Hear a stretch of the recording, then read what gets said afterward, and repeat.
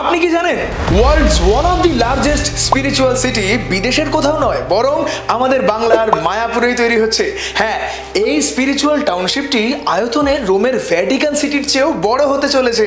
মায়াপুরের প্রধান আকর্ষণ হতে চলেছে টেম্পল অফ ভেদিক প্ল্যানেটারিয়াম বা সংক্ষেপে TOVP, যেটি শুধু একটি মন্দির নয়, বরং সায়েন্স এবং স্পিরিচুয়ালিটির এক অদ্ভুত মেলবন্ধন।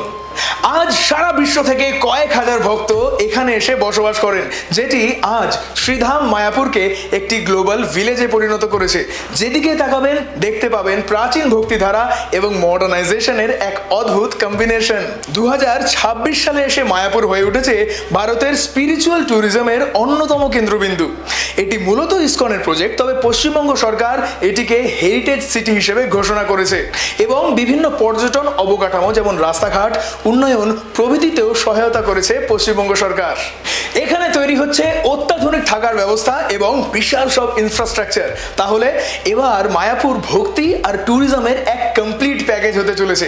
আপনি কি কখনো মায়াপুরে গিয়েছেন? গিয়ে থাকলে আপনার অভিজ্ঞতা কমেন্ট করে অবশ্যই জানাবেন। ভিডিওটিকে ভালো লেগে থাকলে লাইক করবেন, শেয়ার করবেন এবং সাবস্ক্রাইব করবেন অপটেজ মিডিয়ার ইউটিউব চ্যানেলকে।